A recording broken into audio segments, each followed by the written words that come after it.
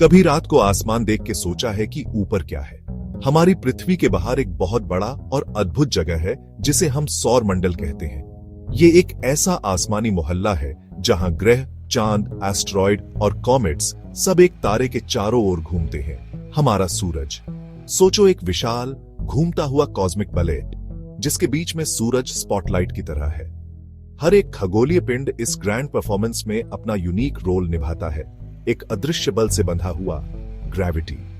चलो इस celestial family की खोज में निकलते हैं और हमारे सौर मंडल में छिपे अजूबों को अनकवर करते हैं। जैसे जैसे हम अपने सौर मंडल के सफर पर निकलेंगे, हम हर ग्रह, उनके चांद और दूसरे खगोलीय पिंडों के यूनिक कैरेक्टरिस्टिक्स को अनकवर करेंगे जो इस अद्भुत कॉस्मिक डांस को बनाते हैं। हमारे कॉस्मिक नेबरहुड के शीयर स्केल और वंडर से अमेज्ड होने के लिए तैयार हो जाओ, जो उस यूनिवर्स की ब्यूटी और कॉम्प्लेक्सिटी का प्रमाण है जिसमें हम रहते हैं।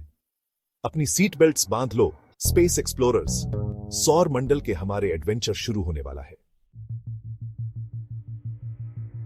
हमारे सौर मंडल के केंद्र में शक्तिशाली सूरज, एक अकल्पनीय शक्ति का तारा, धधकता है। यह तारा हमारे अस्तित्व का आधार है, जो हमें जीवन के लिए आवश्यक ऊर्जा प्रदान करता है। यह गर्म गैस के एक विशाल गोले जैसा है, ज्यादातर हाइड्रोजन और हीलियम से बना, जो इसे एक अद्वितीय चमक और शक्ति देता है। लगातार न्यूक्लियर रिएक्शन से गुजर रहा है, जो इसे एक स्थायी ऊर्जा स्रोत बनाते हैं। ये रिएक्शंस लाइट और हीट के रूप में भारी मात्रा में एनर्जी रिलीज करते हैं, जो अंतरिक्ष में फैलती है और हमारे ग्रह तक पहुंचती है, जो स्पेस में बाहर की ओर रेडिएट होती है और पृथ्वी पर जीवन को संभव बनाती है। सूरज से निकलने वाली ये एनर्जी ही पृथ्वी पर जीवन को पॉसिबल बनाती है। इसके बिना जीवन की कल्पना भी नहीं की जा सकती। ये पौधों को ग्रो करने के लिए आवश्यक वार्मथ और लाइट प्रदान करती है, जिससे फोटोसिंथेसिस की प्रक्रिया संभव होती है, और हमारे वेदर पैटर्न्स को ड्राइव करती है, जिससे मौसम और जलवायु का संतुलन बना रहता है। सूरज की एनर्जी के बिना हमारा ग्रह एक जमा हुआ बेजान पत्थर होता, जीवन का कोई निशान नहीं होता। सूर्य का ग्रेविटी ही पूरे सौर मंडल को एक साथ रखता है। यह एक अदृश्य शक्ति है जो सभी ग्रहों को अपनी ओर खींचती है। यह एक अदृश्य धागे की तरह है जो सभी ग्रहों को खींचता है, उन्हें ऑर्बिट में रखता है और स्पेस में उनके पाथ्स को तय करता है। उन्हें ऑर्बिट में रखता है और स्पेस में उनके पाथ्स को तय करता है। यह ग्रेविटेशनल फोर्स ही है जो हमारे सौर मंडल को स्थिरता प्रदान करती है। जैसे पतंगे प्रकाश की ओर आकर्षित होते हैं, वैसे ही ग्रह सूर्य के इमेंस ग्रेविटी की ओर आकर्षित होते हैं, हमेशा के लिए उसके फायरी एम्ब्रेस से बंधे हुए, हमेशा के लिए उसके फायरी एम्ब्रेस से बंधे हुए। यह आकर्षण ही है जो हमारे सौर मंडल को एकजुट रखता है।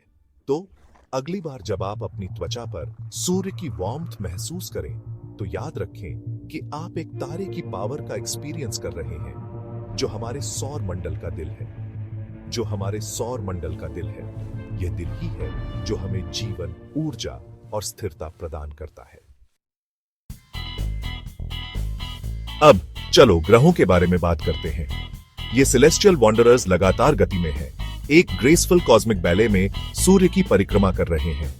हर ग्रह का अपना यूनिक पैथ होता है, जिसे ऑर्बिट कहा जाता है, जिसका वो डिलिजेंटली पालन करते हैं। कोई ग्रह सूर्य के जितना करीब होता है, उतना ही स्ट्रॉन्ग ग्रेविटेशनल पुल वो एक्सपीरियंस करता है, और ऑर्बिट में बने रहने के लिए उसे उतनी ही तेजी से ट्रैवल करना पड़ता है। इसलिए मर्क्यूरी, जो सूर्य के सबसे करीब का ग्रह है, नेपट्यून की तुलना में बहुत तेज गति से घूमता है, जो बहुत दूर है। एक जायंट रेस ट्रैक की कल्पना करो, जिसके सेंटर में सूर्य है। मर्क्यूरी और वीनस जैसे इनर प्लैनेट्स ट्रैक के चारों ओर दौड़ने वाली रेस कार्स की तरह हैं, जबकि जुपिटर और सैटर्न जैसे आउटर प्लैनेट्स जायंट ट्रक्स की तरह हैं, जो मोर लेजरली पेस से चल रहे हैं। ग्रहों की ये कांस्टेंट मोशन और प्रेडिक्टेबल पाथ्स हमारे यूनिवर्स को गवर्न करने वाले फिजिक्स के एलिगेंट लॉज का प्रमाण है। सेक्शन 4, मर्क्यूरी एक तेज संदेशवाहक, एक तेज संदेशवाहक। चलो अपने प्लैनेटरी टूर की शुरुआत मर्क्यूरी से करते हैं, जो हमारे सौर मंडल का सबसे छोटा और सबसे तेज ग्रह है। यह छोटी सी दुनिया एक स्कॉच्ड और बैरन लैंडस्केप है, जो सूर्य से इंटेंस रेडिएशन से बॉम्बार्डेड होती है। एक ऐसी जगह की कल्पना करो जहां सूर्य आसमान में धधकता है, हमेशा पृथ्वी से कई गुना बड़ा दिखाई देता है। मर्क्यूरी की सरफेस क्रेटर्स, क्लिफ्स और वोल्केनिक रॉक के वास्ट प्लेन्स का एक डेसोलेट वेस्टलैंड है। क्योंकि ये सूर्य के इतना करीब है, मर्क्यूरी एक्सट्रीम टेम्परेचर्स का एक्सपीरियंस करता है। दिन के दौरान सरफेस 800 डिग्रीज फ़ारेनहाइट तक पहुंच सकती है, जो लीड को पिघलाने के लिए काफी गर्म है। लेकिन रात में तापमान गिरकर -290 डिग्रीज फ़ारेनहाइट तक पहुंच जाता है। अपनी हार्श कंडीशंस के बावजूद मर्क्यूरी एक फैसिनेटिंग वर्ल्ड है। इसका नाम रोमन मैसेंजर गॉड के नाम पर रखा गया है, जो अपनी स्पीड और स्विफ्टनेस के लिए जाना जाता है, और यह निश्चित रूप से अपने नाम पर खरा उतरता है। किसी भी अन्य ग्रह की तुलना में सूर्य के चारों ओर तेजी से घूमता है। सेक्शन 5, वीनस, हमारा जहरीला जुड़वां, हमारा जहरीला जुड़वा। आगे हम वीनस पर आते हैं, जिसे अक्सर उनके सिमिलर साइज और कंपोजिशन के कारण पृथ्वी का जुड़वां कहा जाता है। लेकिन यहां समानता समाप्त हो जाती है। हालांकि इससे मूर्ख मत बनो। वीनस एक हॉस्टाइल और अनफॉरगिविंग वर्ल्ड है। इसकी सतह पर जीवन की कोई संभावना नहीं है।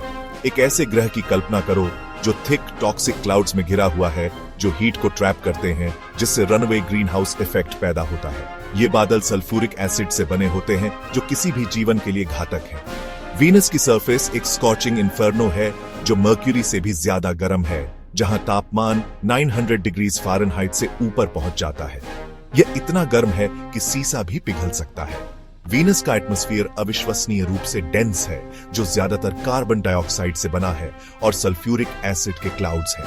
यह वातावरण इतना घना है कि सरफेस पर प्रेशर पृथ्वी के समुद्र तल के प्रेशर से 90 गुना अधिक है। ये बादल सनलाइट को रिफ्लेक्ट करते हैं, जिससे वीनस को हाई अल्बिडो मिलता है, और ये चंद्रमा के बाद हमारे नाइट स्काई में सबसे चमकदार ऑब्जेक्ट बन जाता है।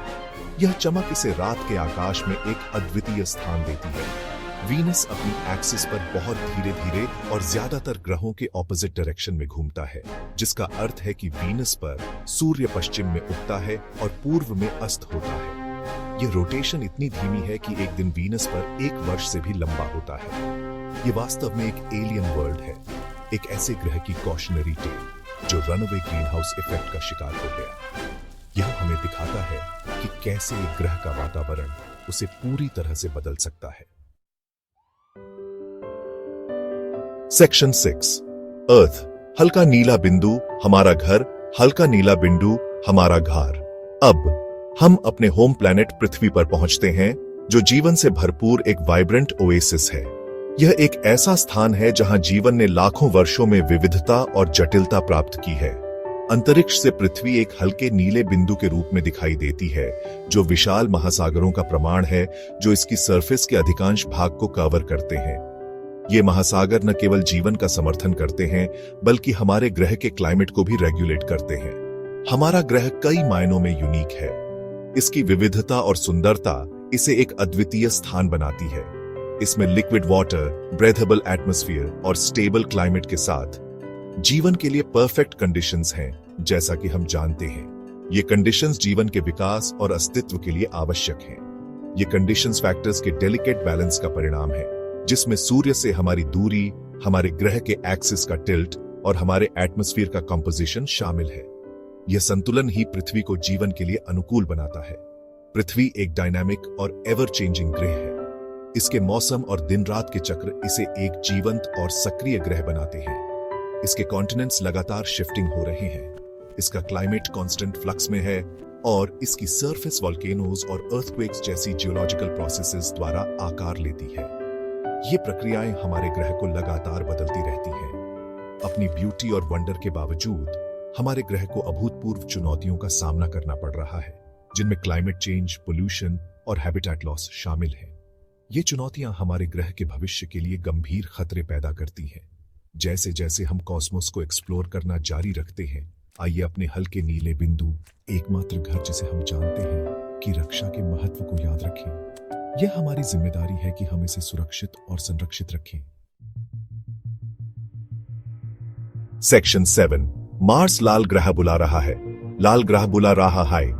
हमारी यात्रा में अगला मार्स है, लाल ग्रह, एक ठंडी और धूल भरी दुनिया जिसने सदियों से मानव जाति को मोहित किया है। इसका विशिष्ट लाल रंग आयरन ऑक्साइड, अनिवार्य रूप से रस्ट, से आता है, जो इसकी सरफेस को कवर करता है। विशाल ज्वालामुखियों, विशाल कैनियंस और पोलर आइस कैप्स वाली दुनिया की कल्पना करो। मार्स, ओलिम्पस मॉन्स हमारे सौर मंडल के सबसे बड़े ज्वालामुखी और वालेस मैरिनरिस एक कैनियन सिस्टम इतना भव्य है कि ये पृथ्वी पर ग्रैंड कैनियन को बौना बना देता है का घर है, जबकि मार्स आज एक ठंडा और सूखा रेगिस्तान है। एविडेंस से पता चलता है कि ये कभी एक वार्मर वेटर प्लैनेट रहा होगा जिसमें बहती नदियां और यहां तक कि महासागर भी थे। ये मार्स को पृथ्वी से परे पास्ट या प्रेजेंट लाइफ की खोज में एक प्राइम टारगेट बनाता है। आज रोवर्स और ऑर्बिटर्स मार्स को एक्सप्लोर करते हैं, इसके जियोलॉजी, क्लाइमेट और लाइफ की संभावना के बारे में वैल्यूएबल डेटा वापस भेजते हैं। शायद एक दिन मनुष्य इसकी सरफेस पर चलेंगे और लाल ग्रह के रहस्यों को उजागर करेंगे।